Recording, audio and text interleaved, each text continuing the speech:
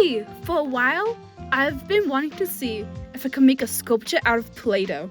Most people online say it's way more annoying than normal polymer clay because it breaks so easily, but I hate myself enough to try it out anyway.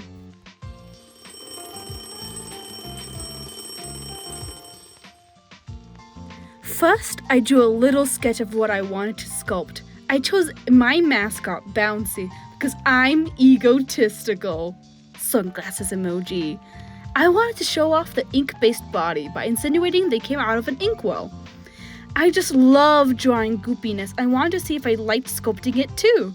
Here's the finished doodle. Oh, ew. It's just a proof of concept anyway. Moving on.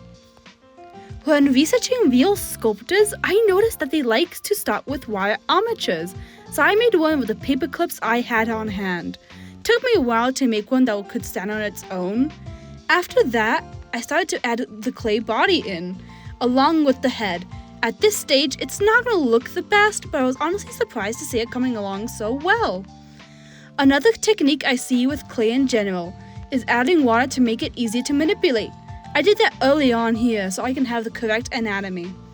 At the same time, I made ears so that when it was time to add them to the sculpture, they would be dried enough not to get deformed. I stopped for the day to let it dry because the arms clay became too flaccid to work with. It took me around 2 hours to get to this point.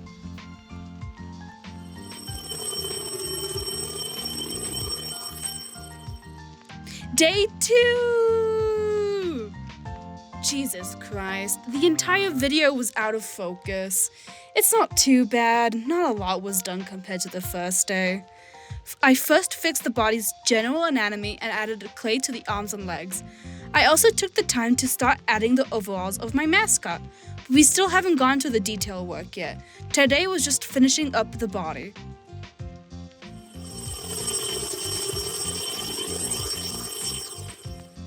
Day 3.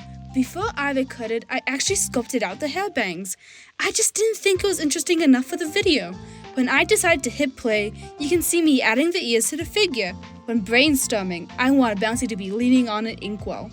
Since I got the main body done, I thought it was time to finally make the jaw. I began with a bunch of tinfoil, so I wouldn't need to buy as much Play-Doh. It was a bit lopsided, so I added water to make it more malleable to kind of cheat at making a smooth surface.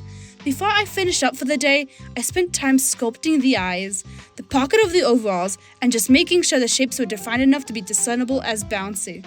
I also made the whiskers and horns of Bouncy so that when everything was dry enough, I would be able to add them to the body.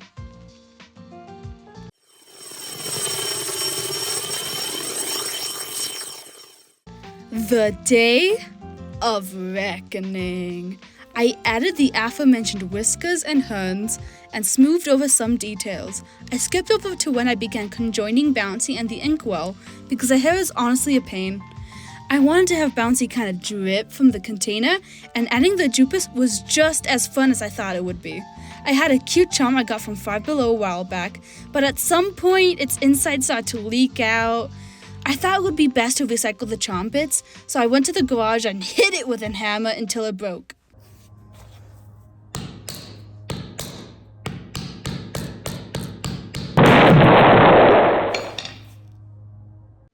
Finally, it was time to fix the sculpture to the stand I made off camera. I took time to add some ripple effects and more droopage. I added the charm bits at the very end to make it more interesting visually. And voila! My own mascot figure. It actually turned out much bigger than expected, but it was generally fun to make. It's going to take a week to finally dry, but when it does, I'll be able to make a video about painting it. If you're interested, make sure to subscribe. Bye-bye!